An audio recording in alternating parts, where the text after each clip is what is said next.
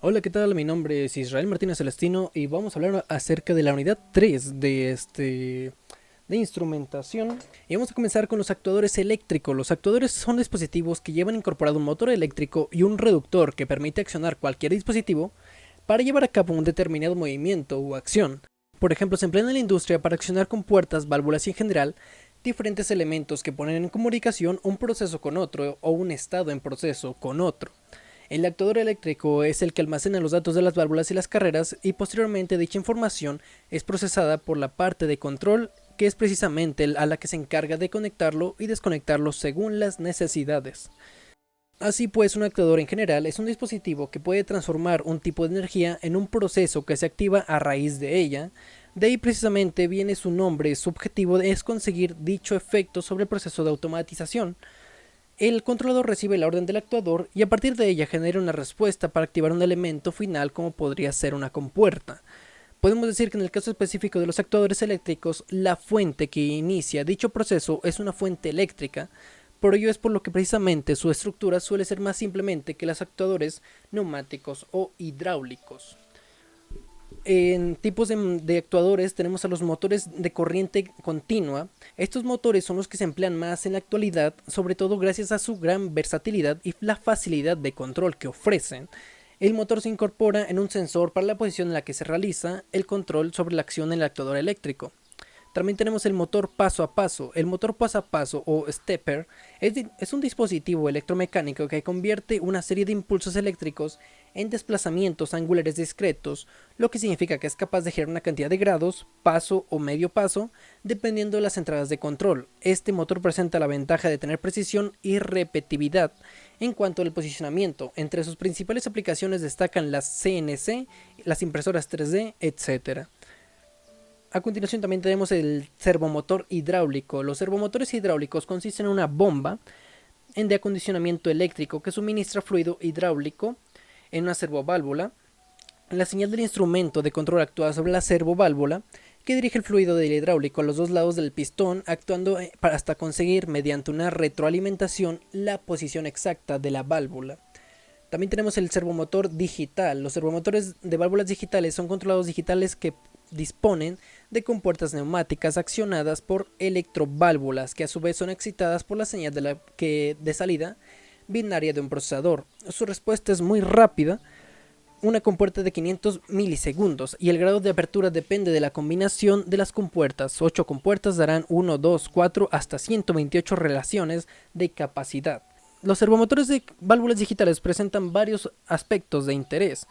La configuración y calibración automática, que ahorra mucho tiempo frente a la calibración clásica de cero y multiplicación, SPAN.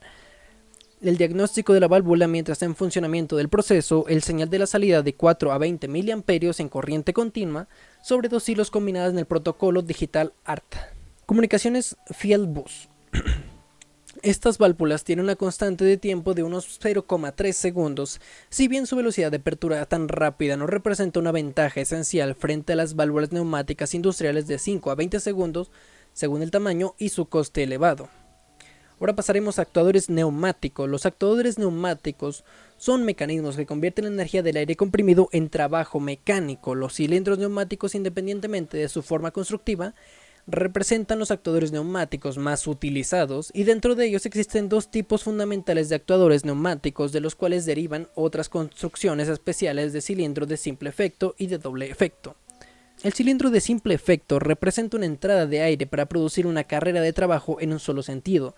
El émbolo se hace retomar por medio de un resorte interno, muelle, o por algún otro tipo de medio interno como cargas. Se utiliza para inmovilizar, marcar, sujetar y expulsar. Tienen un consumo de aire algo menor que un cilindro de doble efecto de igual tamaño, no obstante hay una reducción de impulso debido a la fuerza contraria del resorte, así que puede ser preciso en un diámetro interno o algo mayor para obtener una misma fuerza. En cambio, el cilindro de doble efecto presenta dos entradas de aire para producir carreras de trabajo de salida y retroceso. Realiza tanto su carrera de avance como la de retroceso por acción del aire comprimido. Su denominación es debida a que emplea las dos caras del émbolo, aire en ambas cámaras, por lo que estos componentes pueden realizar trabajo en ambos sentidos. Los tipos. Dentro de los actuadores neumáticos podemos encontrar la siguiente clasificación: actuadores lineales, que son actuadores más comunes que se utilizan en los circuitos neumáticos, y existen dos tipos fundamentales, cilindros de simple efecto y cilindros de doble efecto. Los actuadores de giro son los que se encargan de transformar la energía neumática en energía mecánica de rotación. Existen dos grupos, los actuadores de giro limitado y los motores neumáticos, y los actuadores especiales. Los tipos de actuadores lineales, existen una gran variedad de actuadores lineales, como por ejemplo cilindros de simple efecto, cilindros de doble efecto, cilindros de doble vestago, sistemas antigiro, sistemas de guía, sistemas de vestago paralelo, cilindros tándem, cilindros multiposicionales y cilindros de fuelle.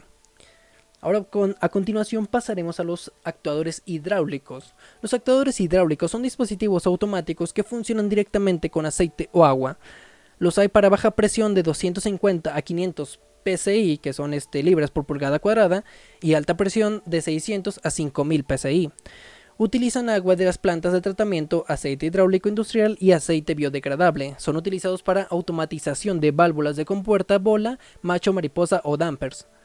Existen tipos de diferentes mecanismos de actuación, tales como yugo escocés sistemático o canteado, piñón, cremallera y vena, y del tipo de pistón para válvulas lineales. Y estos actuadores dependen de la instrumentación y o accesorios para poder funcionar, tales como los solenoides, interruptores de límite, filtro, regulador, manómetros, pilotos de alta y baja presión, interruptores eléctricos, válvulas bypass, válvulas para mantenimiento, dispositivos eutáticos, dispositivos de prueba parcial, tanques de almacenamiento, unidades de potencia hidráulica, botoneras de operación local, botoneras de operación remota, controladores PLC, protocolos de comunicación, protección ignífuga, entre otros más. El cilindro hidráulico, de acuerdo con su funcionamiento, podemos clasificar a los cilindros hidráulicos en dos tipos, los efectos simple y de acción doble. En el primer tipo se utiliza una fuerza hidráulica para empujar una fuerza externa, diferente para contraer el segundo tipo de que se emplea la fuerza hidráulica para efectuar ambas acciones. El control de dirección se lleva a cabo mediante una solenoide. El cilindro de presión dinámica lleva la carga de la base del cilindro. Los costos de fabricación por lo general son bajos, ya que no son partes que rebasen dentro del cilindro. Y el motor hidráulico. Los motores hidráulicos, el movimiento rotatorio es generado por la presión. Estos motores los podemos clasificar en dos grandes grupos. El primero es un tipo de rotatorio, en que los engranes son accionados directamente por aceite y presión, y el segundo tipo es oscilante. El movimiento rotatorio es generado por la acción oscilatoria de un pistón o percutor. Este tipo tiene mayor demanda debido a su mayor eficiencia. Y ahora pasamos a los tipos de válvulas. En función a su propósito de aplicación podemos encontrar una primera clasificación de la siguiente forma: aislamiento, sumisión es interrumpir el flujo de la línea de forma total y cuando sea preciso; retención, sumisión es impedir que el flujo no retroceda hacia la zona presurizada cuando ésta decrece o desaparece; la regulación, su misión es modificar el flujo en cuanto a cantidad de desvarío, mezclarlo o accionarlo en forma automática; la seguridad, utilizadas para proteger equipos y personal contra la sobrepresión. Ahora bien, dentro de cada tipo de válvulas por su función encontraremos otras clasificaciones que nos definirán diferentes tipos de válvulas industriales de una forma más exhaustiva. Las válvulas de aislamiento, también llamadas válvulas de cierre, de interrupción, de bloqueo o de corte en virtud de su propósito dentro de un sistema de fluidos. Las válvulas de aislamiento pueden ser clasificadas en dos grandes grupos en función del movimiento que realizan por la destrucción del líquido. Las válvulas de aislamiento lineal son aquellas cuyo movimiento del eje se realiza de forma vertical desde arriba hacia abajo para la acción del cierre y de abajo hacia arriba para la acción de apertura. Se caracterizan por ser movimientos de cierre y apertura lentos y accionados por un volante multivuelta. Son imprescindibles cuando se trata de manejar fluidos compresibles como el vapor, en el fin del que el cierre lento no provoque unos fenómenos hidráulicos que pudiesen dañar la válvula y el sistema general. Las válvulas de aislamiento giratorio son aquellas cuyo movimiento del eje se realizan en forma rotatoria de 90 grados como carrera total. Se caracterizan por ser movimientos de cierre y apertura rápidos. Normalmente se utilizan para trasecar fluidos no compresibles en estado líquido y a presiones de ejercicio bajas. El mando de accionamiento suele ser una palanca de agarre. Los tipos de válvulas de aislamiento lineal. Dentro de las válvulas de aislamiento lineal podemos detallar como las más comunes los siguientes tipos de válvulas, que son las válvulas de globo, las válvulas de compuerta, las válvulas de diafragma y las válvulas de guillotina. Los tipos de válvulas de aislamiento rotatorias. Dentro de las válvulas de aislamiento rotatorias podemos detallar como las más comunes los siguientes tipos de válvulas: las válvulas de bola, las válvulas de macho, las válvulas de mariposa. Los tipos de válvulas de aislamiento en función de su accionamiento. Otra clasificación más común de las válvulas de aislamiento las podemos encontrar por tipo de accionamiento de la misma. Las válvulas accionadas manualmente son las más sencillas, deben de ser manipuladas por el operador de planta con la mano, y por esta misma razón deben de ser accesibles y normalmente la acción no se realiza con mucha frecuencia, ya que el proceso no lo requiere. Las válvulas autoaccionadas son aquellas con el propio fluido de la línea o contenido dentro de la válvula, acelerando la acción de movimiento del eje u órgano de cierre. Normalmente se utilizan en lugares de menor accesibilidad y donde la repetición de ciclos es más elevada y dependiente de algún parámetro del proceso. Control de temperatura, presión, nivel y caudal. Las válvulas accionadas por energía auxiliar son aquellas con acción de una fuente de alimentación externa provocada por la acción del movimiento del eje. Esta puede ser eléctrica, neumática, hidráulica, hidroneumática, como más comunes. Son utilizadas para la automatización de procesos industriales de alta presión y exactitud del control. Las válvulas de regulación, también llamadas válvulas de control, son aquellas que modifican la cantidad de fluido de un sistema. Las válvulas de regulación más habituales son las acciones que por una fuente de energía externa, eléctrica o neumática, por ejemplo. Estas válvulas se consideran como el elemento final del sistema de control por donde el fluido circula y normalmente son empleadas en procesos donde sea necesaria la realización de movimientos continuos y de regulación precisa. Las válvulas de seguridad de alivio son dispositivos autoaccionados por el fluido que previenen la sobrepresión en los recipientes presurizados, líneas y otros equipos generales. Las válvulas suelen ser diseñadas en un ángulo de 90 grados para facilitar la evacuación del fluido del sistema. Ahora pasaremos a los criterios de selección de los actuadores.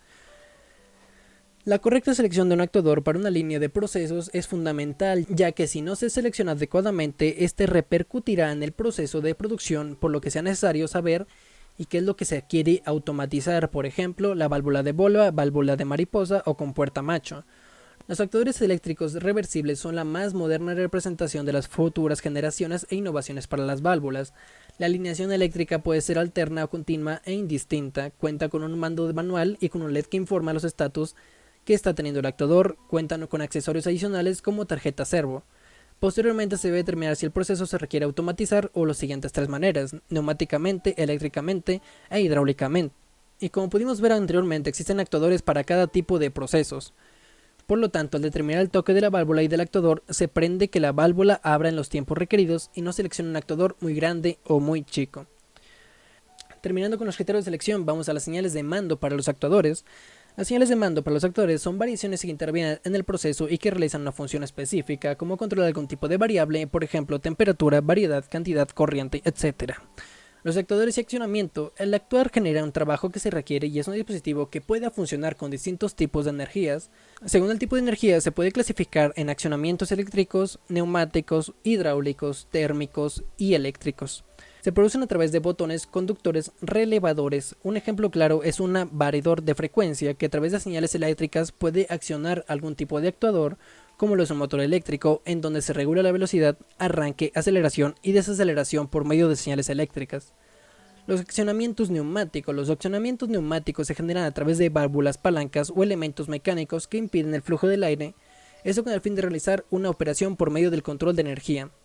Los accionamientos hidráulicos. Un accionamiento hidráulico se produce por medio de válvulas en la que se considera una gran variedad de tipos. Pueden ser válvulas de accionamiento total o variable. Por ejemplo, una válvula solenoide que impide el paso por un fluido al realizar una acción, una válvula ajustable que es un volante o palanque que al girar se puede controlar el caudal del líquido y así generar una respuesta específica para cada proceso. Los accionamientos térmicos. Estos accionamientos se producen a través de los cambios de temperatura y sirven para controlar un ambiente. Un ejemplo son los elementos que componen a un revelador de sobrecarga, en donde los bimetales al detectar una temperatura elevada se deforman, generando una curvatura, y estos a su vez abren los circuitos para cortar el paso de la corriente eléctrica y no volverá a su posición original hasta perder una cantidad de energía calorífica que generó una sobrecorriente. Esto se utiliza para proteger motores eléctricos. Su accionamiento se da a través de termopares o termómetros que cesan la temperatura del ambiente a controlar. Ahora pasaremos a los tipos de mandos. Los mandos son dispositivos en los cuales se va a controlar los actuadores. Los mandos pueden ser dispositivos controlados directamente o a distancia, controlados por medio de interfaces y mediante una red de internet, Wi-Fi o Bluetooth, desde simples aplicaciones para el celular o temporizadores digitales o mecánicos. Señales de mando para actuadores. La unidad de control es el centro de cálculo que procesa las señales de entrada de los sensores y a partir de estos datos calcula el tiempo de inyección como medida de la cantidad de combustible a inyectar. Entonces eso ha sido todo por mi parte. Muchísimas gracias por ver el video hasta acá. Denle like, suscríbanse y nos vemos en la próxima unidad. Hasta la próxima.